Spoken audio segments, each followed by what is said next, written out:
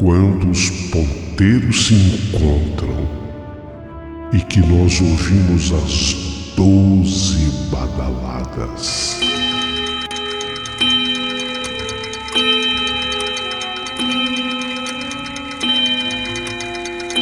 A hora que se anuncia é meia-noite.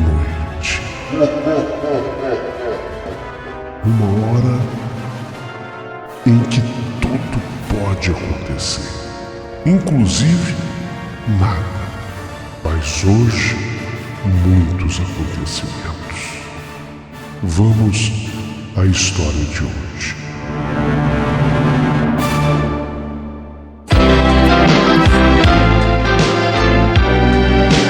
Rádio Emoção. Paulinho Boa Pessoa. A verdade de cada um.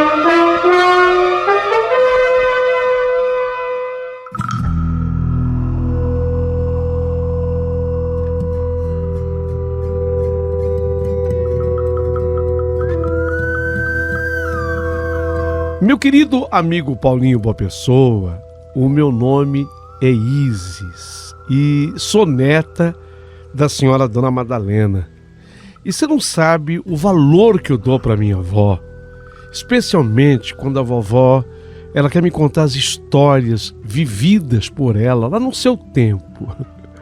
A minha avó, Paulinho, para que vocês possam se situar, ela tem hoje 95 anos, a Dona Madalena. E ela tem histórias fantásticas. Eu acho as histórias da vovó muito interessantes. Então hoje, com a tua permissão, eu, Isis, estou com muito carinho escrevendo essa história que a vovó está aqui do meu lado, confirmando para mim, né, vó? Contando para mim todos os detalhes. Eu vou contar a história da comadre da minha avó, porque a minha avó chegou a batizar essa criança. Mas é uma história muito impressionante. A vovó é comadre da senhora Dona Celina. Essa Dona Celina, ela, lamentavelmente, ela não vive mais. Mas a minha avó está aqui para contar a história dela. Vovó disse que a Dona Celina, que era a amiga dela, Celina, ficou grávida lá no lugar que eles moravam. E ficava não no centro da cidade, mas também não ficava tão longe do centro da cidade assim. A cidade era pequena. E aconteceu o seguinte, que quando essa Celina ficou grávida, ela, quando estava para dar notícia para minha avó, a caminho da casa da minha avó, ela acabou assistindo um assassinato, Paulo. E foi um assassinato muito triste, porque um homem brigando com o outro acabou estocando o outro com um facão. Ele acabou matando o outro homem com um facão. Diz que foi uma morte bárbara, sabe? Quer dizer, toda morte é muito triste, mas aquela em particular foi muito violenta. Ele acabou sendo assassinado com um facão. E ela passou, ela grávida, ela estava levando a notícia para minha avó da gravidez dela.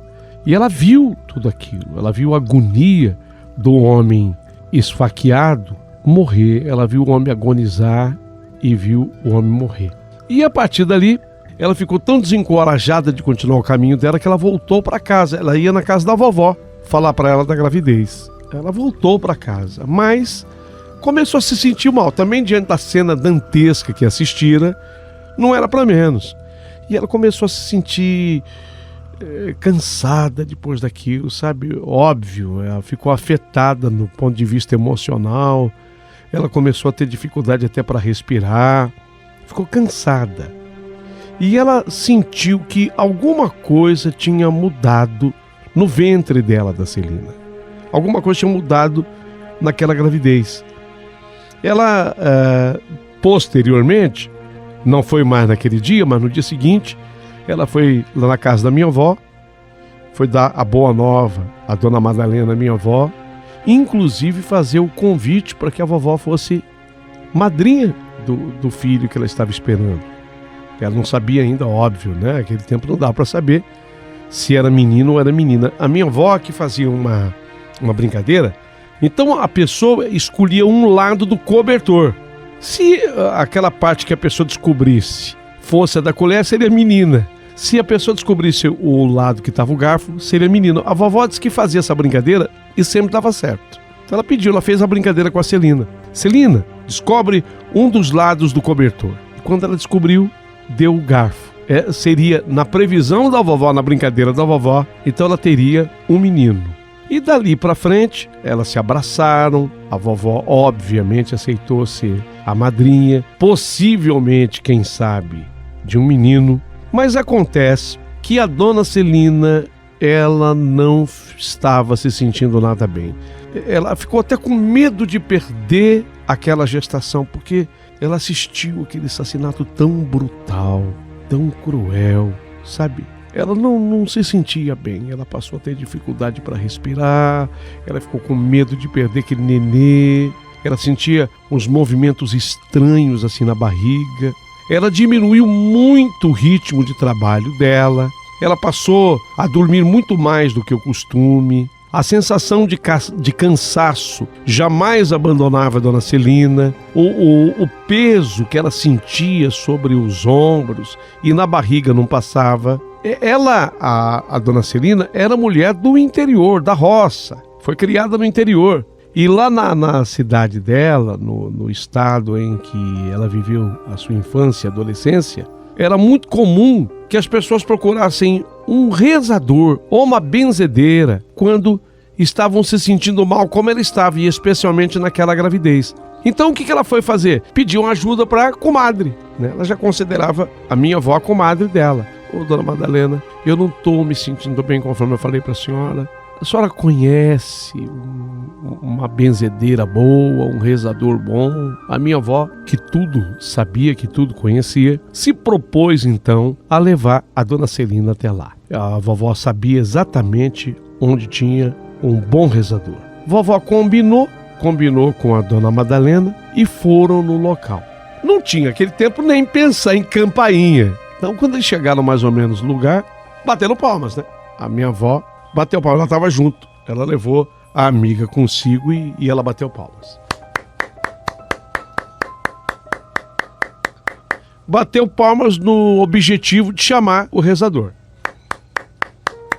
Acabaram sendo recebidas pelo dono da casa, que foi lá abrir o portão, pediu que elas entrassem e de repente esse rezador, ele falou assim para a mulher, estavam as duas, estava a vovó e estava a mulher que estava grávida, a Celina. Só que o rezador, ele saiu lá no portão, pediu que elas entrassem e elas foram entrando acompanhando o rezador. E aí o rezador disse para minha avó, pode entrar aqui na minha casa. E a dona Celina estava entrando junto, ele falou, você não. A dona Celina levou um espanto, a minha avó também. Por que o rezador não estava permitindo que ela entrasse na casa dele? Só a vovó. Sem entender, a dona Celina parou, ela parou, não entrou, ficou muito sem graça. Nossa, você imagina que ela ficou muito sem graça. Aí o rezador pediu que ela ficasse ali fora. A minha avó já estava na porta da sala, chegou a adentrar um pouquinho na casa do homem, aí ele saiu e ele começou a atender a dona Celina lá fora, a fazer umas rezas que elas não entendiam.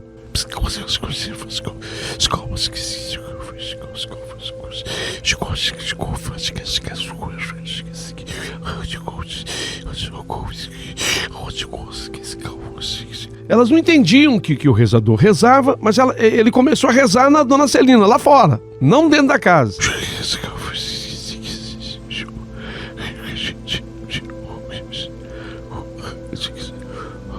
Depois que ele rezou, disse que demorou um tempo, mas lá fora. Aí o rezador falou, agora pode entrar que eu vou te explicar. Então foi aí que a minha avó acabou de entrar na casa e também entrou a dona Celina. Uma vez dentro da casa, o rezador então perguntou para a dona Celina, a senhora passou em algum canto, em algum lugar que tinha algum morto recente? Só passou em em algum lugar assim? Na hora, a dona Celina estava pronta e respondeu para o rezador. Falou, faz pouco tempo, lá perto de onde eu moro, teve lá uma briga entre dois homens e um dos homens matou o outro com um facão. E eu vi inclusive esse homem morrer até agonizar. Eu assisti.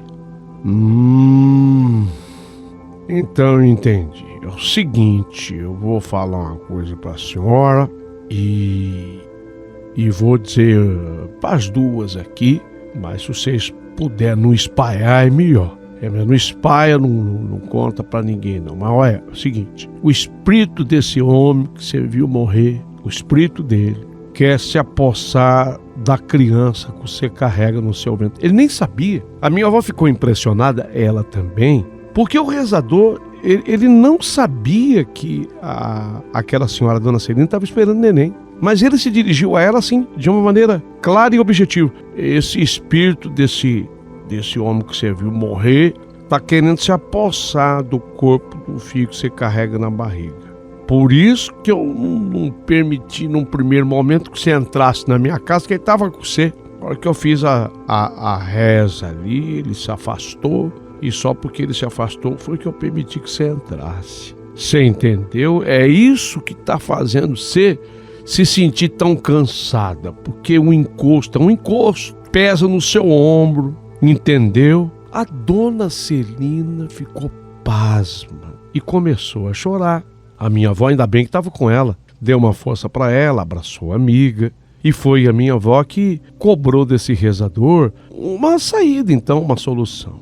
O que o senhor pode fazer para ajudá-la, então? Então, o rezador, ele falou que teria que fazer uma reza especial para poder afastar em definitivo, porque ele tinha se afastado temporariamente, o espírito, de acordo com o rezador, para que o espírito pudesse se afastar dela em definitivo. E ainda ele indicou alguns banhos de ervas que ela deveria tomar para que seu filho pudesse nascer sem interferência de nenhum espírito que não aceitava a morte. Porque aquele homem que morreu, o homem assassinado, ele não aceitava a morte. E aí, quando a dona Celina contou a história da forma como ele morreu, o rezador tinha uma explicação. Falou, ele não quer aceitar a morte porque ele quer vingar. Ele quer vingar o outro que o matou. É por isso que ele não quer aceitar a morte de jeito nenhum.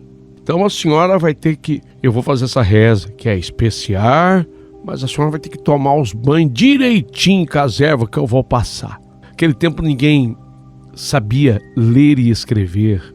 Então ele tinha que ir explicando tudo com detalhe, foi falando as ervas, a minha avó foi anotando as raízes que deveriam ser usadas nesses banhos. A vovó disse depois que ao todo deu 21 tipos de ervas diferentes, você imagina. E eles tinham que guardar isso tudo na cabeça, porque, Paulinho, eles não tinham a facilidade da leitura, eles não tinham a escrita. Você vê como é que as coisas eram difíceis naquele tempo, né? Então tiveram que guardar 21 nomes de ervas. Mas dona Celina saiu lá do rezador com o propósito de fazer exatamente como ele disse. Exatamente. A senhora, dona Celina, orientada pela minha avó, com a ajuda da minha avó, já era comadre, né? Fez exatamente conforme a orientação do rezador. E quando retornou com o rezador, algum tempo depois, a dona Celina já foi lá, foi a pedido do rezador, com o neném no colo. Já voltou lá com o bebezinho dela no colo. E de fato era um menino. Isso foi a brincadeira que a minha avó fez, da colher e do garfo. Era um menino. Quando eles voltaram lá, e ela já com o menino que a minha avó batizou, o rezador afirmou que por ela ter seguido as orientações direitinho, o menino tinha nascido bem e o espírito do homem que queria se apossar daquele corpinho, enfim, seguiu o seu caminho. A partir daí, a dona Celina estava liberta, vovó então com o vovô batizaram aquele afilhado. Como é que chama, vó? O menino?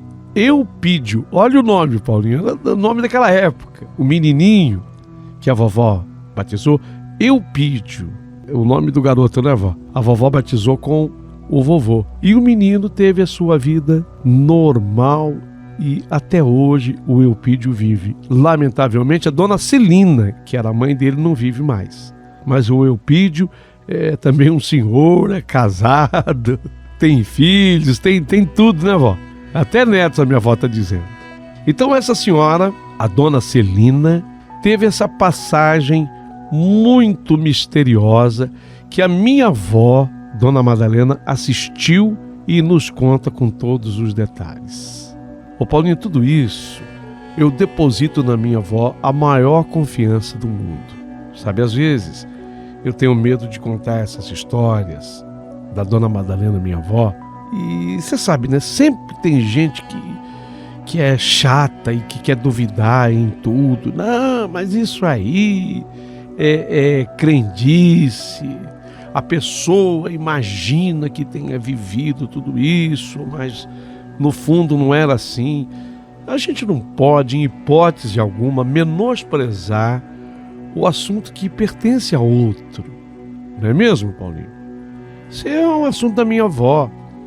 Então eu queria dizer às pessoas que, por favor, tivessem muito cuidado nos comentários, por gentileza, porque depois eu quero ler todos os comentários para minha avó. Ela depois até aprendeu a escrever o nome dela, mas a vovó tem dificuldade para leitura. Gozado que ela consegue ler o manuscrito. Quando eu escrevo com a minha mão, o manuscrito a vovó ainda consegue ler alguma palavra, mas as palavras que são tecladas no computador ela não consegue. Então eu vou ler para minha avó depois os comentários. Tenham cuidado, por favor, ao comentarem, especialmente as pessoas que não acreditam, que querem desmentir.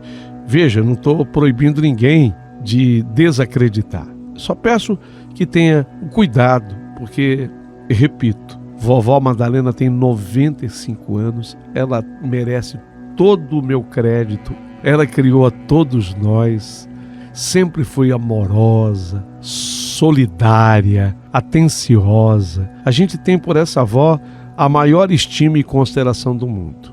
E eu espero que vocês tenham também. Essa, hein, vó, é apenas uma das histórias da vovó. Eu quero aqui voltar, com a permissão de vocês, para contar muitas outras histórias da minha avó. Ela está ansiosa aqui, me dizendo, eu tenho outra. Eu tenho outra, quero contar outra. Vó, eu sei que a senhora tem muitas outras, mas a gente vai terminando por aqui, esperando que vocês tenham gostado dessa história cheia de mistérios. Porque é importante que se diga isso. O rezador, no dia que recebeu as duas na casa dele, ele não tinha a menor ideia daquilo que se tratava. Ele não tinha nenhuma noção. Foi a minha avó que marcou a ida lá, não fez nenhum tipo de comentário.